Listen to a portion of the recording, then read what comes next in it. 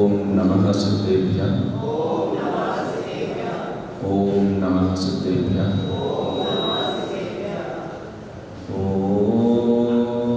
ओंकारबिंदु संयुक्तं नित्यं ध्यायन्ति योगिनः कामदं मोक्षदं चैव ओंकाराय नमो नमः।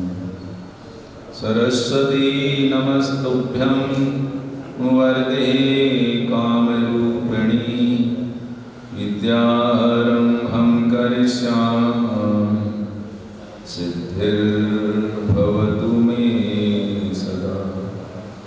मंगलं भगवान् वीरो मंगलं गौतमो गणे मंगलं कुन्दकुन्दारो जैनधर्मोऽस्तु मंगलम्। सर्वमङ्गलमाङ्गल्यं सर्वकल्याणकारकं प्रधानं सर्वधर्माणां जैनं जयतु शासनं जैनं जयतु शासनं। नमः श्रीवर्धमानाय निर्धूतकलिलात्मने सालोकानां त्रिलोकानां यद्विद्यादर्पणाय। जय बोलो श्री पंच परमेश्वर भगवान की जय। देवादिदेव श्री कचराट आदिनाथ भगवान की जय। चारित्र चक्रवर्ती आचार्य श्री शांति सागर जी महाराज की जय। षष्ठम भट्टाचार्य आचार्य गुरुवर श्री अभिनंदन सागर जी महाराज की जय। संत श्रोमणी आचार्य गुरुवर श्री विद्यासागर जी महाराज की जय। ब्रह्मालंकार आचार्य श्री जैन सागर जी महाराज की जय। अहिंसा मई जैन धर्म की जय। हमारी भावनाएं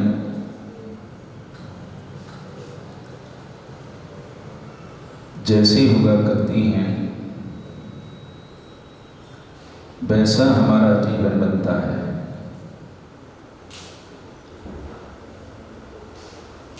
भावनाएं जब प्रशस्त होती हैं तो हमारा पूरा जीवन प्रशस्त होता है, और भावनाएं जब अप्रशस्त होती हैं तो जीवन भी अप्रशस्त होता है। जीवन को प्रशस्त बनाने के लिए भावनाओं को प्रशस्त बनाने का प्रयास करना चाहिए। सारा खेल भावनाओं का है। भावनाओं से ही आदमी जीवन की ऊंचाइयां प्राप्त करता है, अपने जीवन का विकास करता है, और भावनाओं से ही वह निम्न गति की तरफ जाता है, नरक और निगोद की यात्राएं भी करता है। कलुषित भावनाएं आदमी को रसातल की तरफ ले जाती हैं, और वहां की दुख इस जीव को भोगना पड़ते हैं। और जब इसकी भावनाएं निर्मल होती हैं तो अपनी निर्मल भावनाओं से यह ऊर्ध्वगमन करता है, ऊंचाइयों को प्राप्त करता है, जीवन का सर्वोत्तम विकास जो हो सकता है उसे प्राप्त करता है। इसलिए पूरा ध्यान हमारा भावनाओं पर होना चाहिए। ये जिसने भावनाओं पर अपना ध्यान केंद्रित किया, हमेशा एक नजर अपनी भावनाओं पर हम डालते रहें कि हमारी भावनाएं इस समय कैसी हो रही हैं। यदि कसाय कलुषित भावनाएं हैं तो उनमें सुधार तत्काल करना चाहिए, और प्रशस्त अर्थात धार्मिक भावनाएं हमारी बननी चाहिए। इन्हीं भावनाओं को लेकर के ही हमारे आचार्यों ने इसको एक और शब्द दिया है जिसको बोलते हैं प्रभावना। प्रभावना क्या है? भावना ही जब प्रकृष्टता को प्राप्त होती है तब उसे ही प्रभावना कहा जाता है।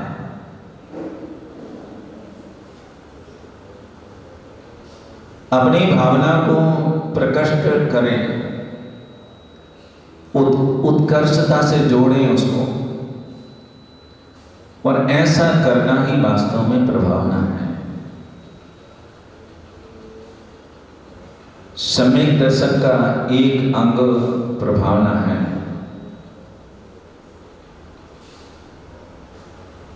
तीर्थंकर जैसे एक महान पुण्य प्रकृति के बंध में कारण ये प्रभावना है। इस तरह की प्रभावना से तीर्थंकर जैसी पुण्य प्रकृतियों का बंध भी होता है। और तीर्थंकर एक सामान्य प्रकृति नहीं है। तीनों लोकों में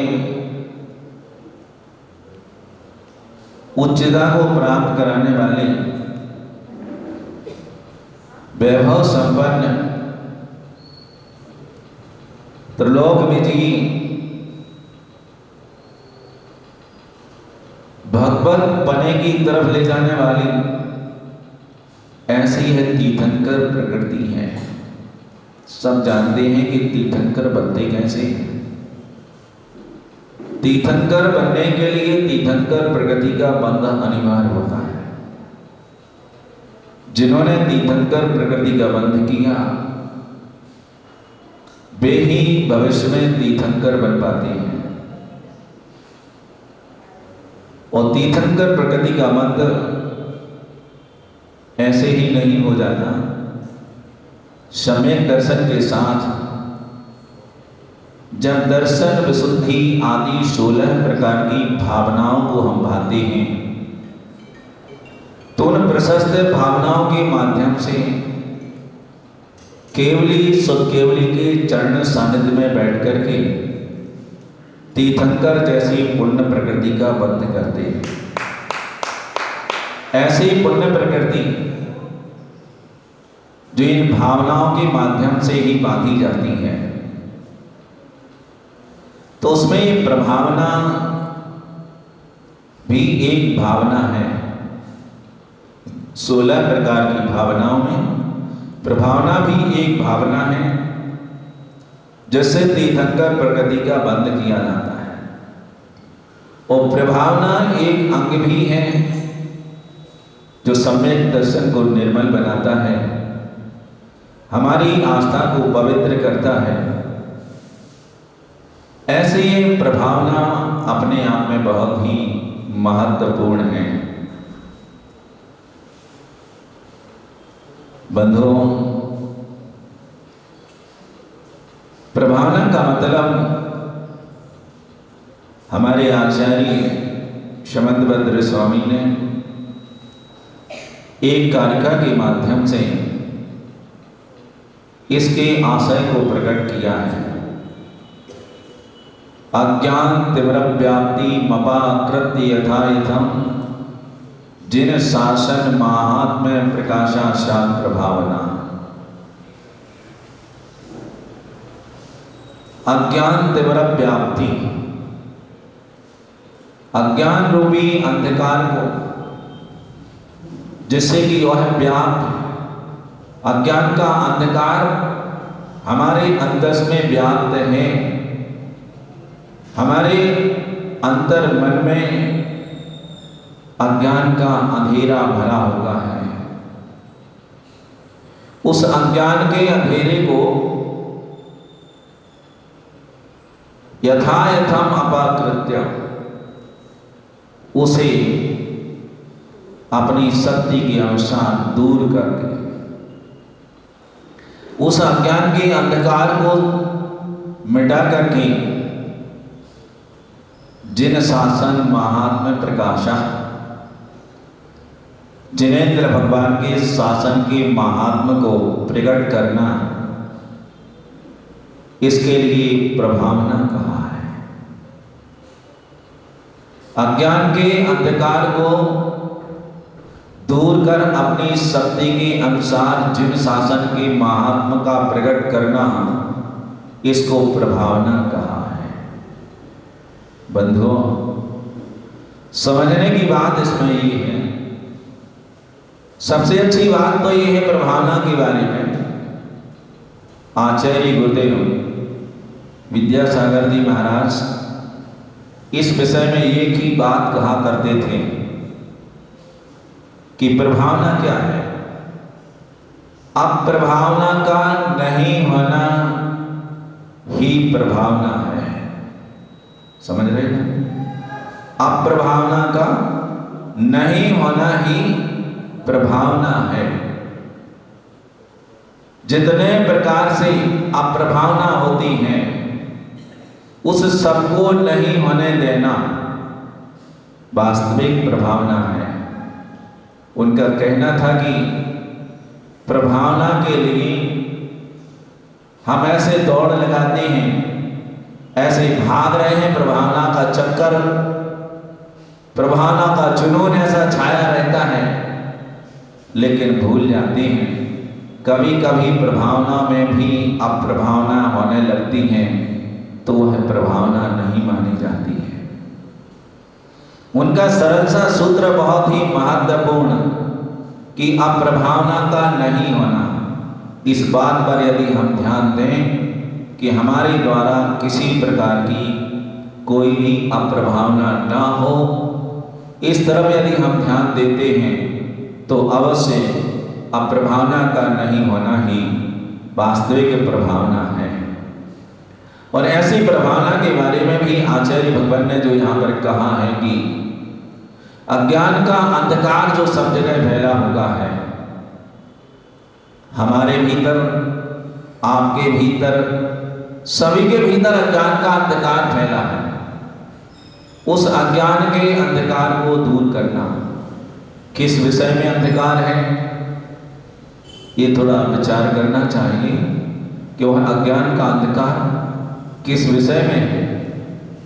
तो अज्ञान का अंधकार है यथार्थ जो तत्वों का वर्णन किया गया है, जो वास्तविक मोक्ष मार्ग का स्वरूप दर्शाया गया है, उस मोक्ष और मोक्ष के मार्ग के विषय में जो अज्ञानता है, उस अज्ञानता को दूर करने का प्रयास करना चाहिए। ये अज्ञानता ही अंधकार है, यही एक अज्ञान का अंधकार है, जिस अज्ञान के अंधकार में हमें अपने कल्याण का रास्ता दिखाई नहीं देता। हम अपनी आत्मा का कल्याण तो करना चाहते हैं, लेकिन अज्ञान के अंधेरे में वह हमारे लिए दिखाई नहीं देता। इसलिए पहले हमें इस बात पर विचार करना चाहिए कि ऐसी अज्ञानता जो मोक्ष के विषय में या मोक्ष मार्ग के विषय में हो, ऐसी अज्ञानता को दूर करना।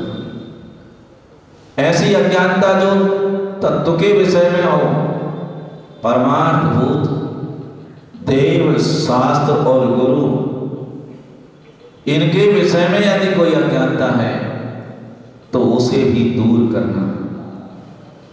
जीवादि 7 तत्व हैं, इन तत्वों का जैसा स्वरूप बतलाया है वैसा ना समझ करके इसको अयथार्थ अर्थात विपरीत समझना, विपरीत सिद्धा करना, कहते ये भी हमारी अज्ञानता है। ऐसी इन विषयों में होने वाली जो अज्ञानता है, यही अज्ञान का अंधेरा हमारे भीतर में, सबके भीतर में छाया हुआ है। अब कई प्रकार से अज्ञानता हो सकती है, इसको थोड़ा अच्छे से समझने की आवश्यकता है। दूर करने का प्रयत्न हमें करना चाहिए। जो इसको करते हैं अवश्य वे प्रभावना को प्राप्त होते हैं। प्रभावना के लिए हम बहुत कुछ करते हैं, लेकिन प्रभावना करने का जो हमारा तरीका है वो आज वर्तमान में ऐसा लगता है झंडे फहरा देना, बैनर पोस्टर लगा देना, जय जयकार कर देना, बड़ा जुलूस निकाल देना, बस हो गई हमारी प्रभावना। यही प्रभावना है क्या? ऐसे ही नहीं होना चाहिए। प्रभावना वास्तविक होना चाहिए। ये सारी चीजें प्रभावना की अंग तो हो सकती हैं, लेकिन यही प्रभावना है ऐसा नहीं कर सकते, कह सकते आप। लेकिन ये सम्यक होना चाहिए। ऐसा ना हो कि इसमें भी मिथ्या आचरण यदि जुड़ा होगा हो तो वह प्रभावना ऐसी कोई काम की नहीं है।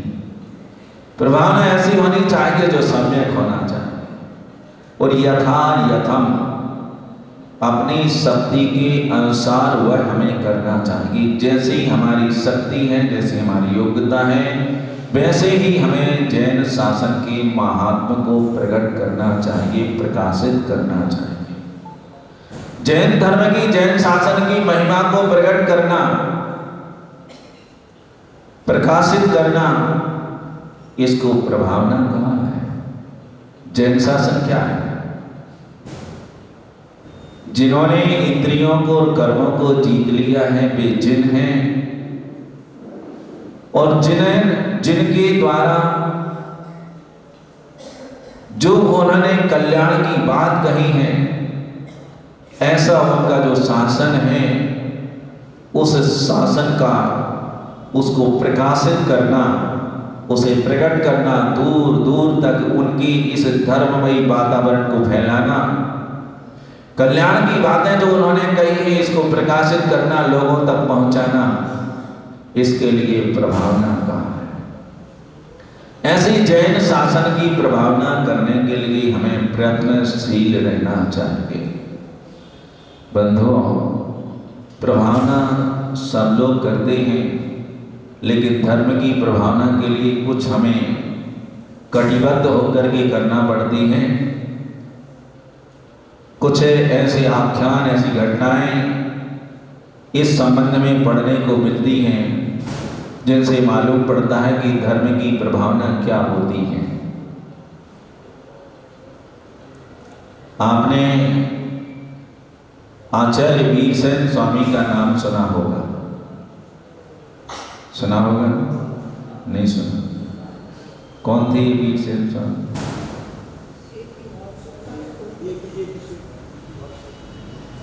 सीधा सीधा हम परिचय कराते हैं उनका कि आचार्य वीरसेन स्वामी कौन थे। तो आचार्य पुष्पदत्त भूतबली महाराज के द्वारा लिखे गए जो सतखंडागम ग्रंथ हैं, उन सतखंडागम ग्रंथ के सूत्रों पर जिन्होंने धवला टीका लिखी है वे हैं आचार्य वीरसेन स्वामी। आप समझ गए ना परिचय? वीरसेन कौन है?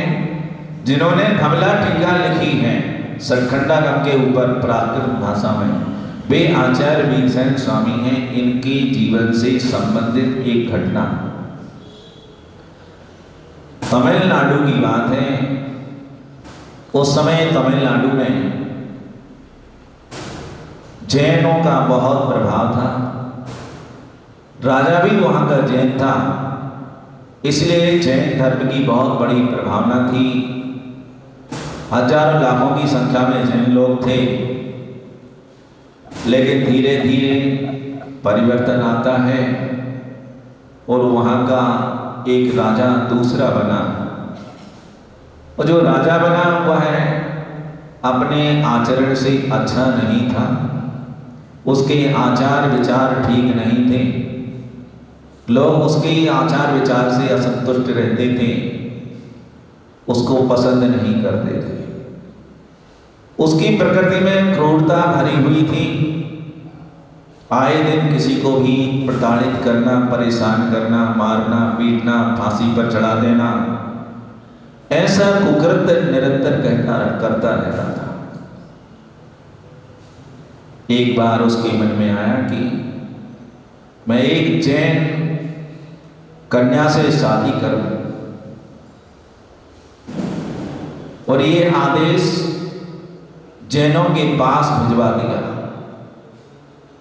जैन समाज के गणमान्य लोगों के पास यह पहुंचा कि हमारा राजा जैन कन्या से शादी करना चाहता है। जब जैनों ने सुना तो खलबली मच गई। क्या होगा? ये राजा तो ठीक नहीं है, इसका आचरण अच्छा नहीं है, इसका स्वभाव अच्छा नहीं है, कोई भी अपनी लड़की को देने के लिए तैयार नहीं है। लेकिन उस समय के जैन थे, कायर नहीं थे। वे अपने आप में इन सब चीजों का मुकाबला करने के लिए तैयार रहते थे और डरे नहीं वो। उन्होंने भी एक समाचार भिजवा दिया कि अवश्य राजा यदि जैन कन्या से शादी करना चाहता है तो करें, और एक स्थान निश्चित कर दिया कि अमुक जगह पर आप वहां पहुंचिए, वहां आपके लिए एक कन्या मिलेगी। तारीख निश्चित, समय निश्चित, स्थान निश्चित। राजा को बड़ी प्रसन्नता थी कि मेरी शादी होगी, और वह उस तारीख में, उस शुभ वेला में सज धज करके रथ पर बैठ करके वह चला। बड़ी भावना से जा रहा था कि मेरी शादी है, बड़े ठाट बाट होंगे वहां पर। और जब उस एकांत स्थान में पहुंचता है तो वहां एक भी आदमी नहीं था, एक भी आदमी नहीं था। उस सुनसान वातावरण को देख करके राजा तो अचंभित हो गया। ये क्या है? मैं तो सोच रहा था कि मैं राजा और मेरी शादी बहुत ही ठाट बाट से होगी, बहुत लोग होंगे, गाजे बाजे होंगे, बढ़िया ताम झाम होगा, सजा धजा वातावरण होगा। लेकिन यहां तो एक आदमी भी नजर नहीं आता। जो स्थान निश्चित किया गया था वहां एक झोपड़ी बनी हुई थी। उस झोपड़ी में राजा अंदर प्रवेश करके देखता है तो वहां कोई कन्या नहीं थी, वहां पर एक कुत्ती थी, कुतिया। एक कुतिया वहां पर बंधी हुई थी। राजा ने जैसे ही देखा तो उसे क्रोध आ गया, भयंकर क्रोध आया कि मेरा इतना बड़ा अपमान इन लोगों ने किया। लेकिन जैसे ही उसने कुतिया की तरफ और गौर से देखा तो उसके गले में एक पर्ची लटक रही थी, कागज लटक रहा था। तो उसने देखा तो उसमें लिखा था, राजन आपसे कोई जैन कन्या विवाह करने के लिए तैयार नहीं है, इसलिए अब आप हम में ही संतुष्ट रहें। उस कुत्ती के गले में जो कागज लगा हुआ था उसमें लिखा था कि कोई जैन कन्या आपसे शादी करने के लिए तैयार नहीं है, इसलिए आप मुझ में ही संतुष्ट हो। अब तो राजा का क्रोध साथ में आसमान पर पहुंच गया, भयंकर उबल रहा था। इतना क्रोध आया कि उसने आदेश कर दिया, जैन धर्म को राजद्रोह सिद्ध कर दिया। कोई यहां जैन धर्म का पालन करने वाला नहीं रहेगा। जो कोई जैन धर्म का पालन करने वाला दिखेगा उसको फांसी पर लटका दिया जाएगा। राजा को इतना क्रोध आया कि कई जैनों को कत्ल कर दिया, हजारों जैनों को मार डाला। अब बहुत सारे जैन तो अपने जैन धर्म छोड़ करके परिवर्तित हो गए। कुछ लोग जो आस्थावान थे वे चुपचाप छुप छुप करके अपने धर्म का पालन कर रहे थे। एक दिन वीरसेन तालाब से पानी भर रहे थे, बर्तन में छन्ना लगा करके पानी छान रहे थे, और पानी छानते हुए राजा के सैनिकों ने उन्हें देख लिया तो पकड़ लेगा। ये जैन आदमी, राजा को तो गुस्सा आया। पुत्र उत्पन्न की खुशी में राजा ने भीमसेन को क्षमा दान दिया, जीवन दान दिया कि इसे छोड़ दो, आज जाने दो। भीमसेन वहां से छूट तो गई, लेकिन मन में एक विचार आया, ऐसे छुप छुप करके धर्म का पालन कब तक करते रहेंगे? इतने सारे लोग जो जैन को छोड़ करके अजैन हो गए हैं, कैसे जैन धर्म की प्रभावना होगी, कैसे इनको जैन धर्म में फिर से स्थित किया जाए? तो उन्होंने तमिलनाडु छोड़ करके कर्नाटक की तरफ आ गए। कर्नाटक की तरफ आए, श्रवणबेलगोला पहुंचे, जहां पर मुनियों का सद्भाव बना रहता था। वहां मुनियों के पास पहुंच करके भीमसेन ने उन आचार्यों के पास बैठ करके जैन शास्त्रों का अध्ययन किया, गहन अध्ययन किया, और विरक्ति की भावनाएं बहुत थी, तो उन्होंने दिगंबरी दीक्षा भी स्वीकार कर ली, मुनि बन गए। मुनि बन जाने के बाद उनको तो लगा वही था कि मुझे पुनः तमिलनाडु जाना है और फिर से वहां धर्म की प्रभावना करना है। और भीमसेन स्वामी ने वहां से निकल के तमिलनाडु पहुंचे, लेकिन एक नियम के साथ गए, जब तक मैं 100 आदमियों को जैन नहीं बनाऊंगा तब तक मैं आहार ग्रहण नहीं करूंगा। ऐसा संकल्प, ऐसा नियम लेकर के वे तमिलनाडु पहुंचते। नियम बड़ा कठिन है, 100 व्यक्तियों को फिर से जैन बनाना और इसके बाद आहार करना। ऐसी परिस्थितियां बनती थी कि कई कई दिनों तक उन्हें निराहार भी रहना पड़ा, लेकिन वे अपने संकल्प से डिगे नहीं, विचलित नहीं होंगे। वे धर्म की प्रभावना में लगे रहे और 100 आदमियों को रोज जैन बनाया करते थे और इसके बाद आहार को उठते थे। और उस समय उन्होंने ऐसा करके जैन धर्म की ऐसी महती प्रभावना की है कि अनेकों जैनों को जो जैन धर्म छोड़ करके दूसरा धर्म परिवर्तन जिन्होंने कर लिया था, उन्हें फिर से समझा करके धर्म का उपदेश दे करके उन्होंने पुनः जैन धर्म में उनको स्थित किया और जैन धर्म की महती प्रभावना उनके माध्यम से हुई। आज भी तमिलनाडु में अनेकों जैन मंदिर, जैन गुफाएं, प्राचीन जैन प्रतिमाएं आपको ऐसी मिलेगी देखने के लिए आश्चर्यजनक। ऐसा तमिलनाडु में जैन धर्म का प्रभाव रहा है। आचार्य भीमसेन स्वामी की ये महती कृपा, उन्होंने जो धर्म की प्रभावना की है, उस धर्म की प्रभावना का परिणाम है कि आज भी वहाँ जैन लोग निवास करते हैं और यहाँ के यात्री भी तमिलनाडु जाकर के वहाँ के क्षेत्रों की मंदिरों की दर्शन करने का सौभाग्य भी प्राप्त करते हैं। बंधुओं, धर्म की प्रभावना हो लेकिन सम्यक होना चाहिए। जैसा आचार्य भीमसेन स्वामी ने की, ऐसे ही धर्म की प्रभावना अपनी शक्ति के अनुसार करना चाहिए। सम्यक प्रकार से धर्म की आराधना करनी चाहिए। ऐसा करने से ही संभव है कि हम वास्तविक प्रभावना अंग का पालन कर सकेंगे और सम्यक दर्शन को निर्मल बना सकेंगे। समय अपना हो गया है, यहीं अपन विराम लेते हैं इसी मंगल भावना के साथ कि प्रभावना सबके जीवन में हो, सब अपने अज्ञान के अंधकार को दूर करें और दूसरों के अंदर भी फैले हुए अज्ञान के अंधकार को शनैः शनैः जैन धर्म के उपदेश के माध्यम से दूर करते रहें। ऐसी धर्म की प्रभावना करके प्रभावनांग का पालन करेंगे।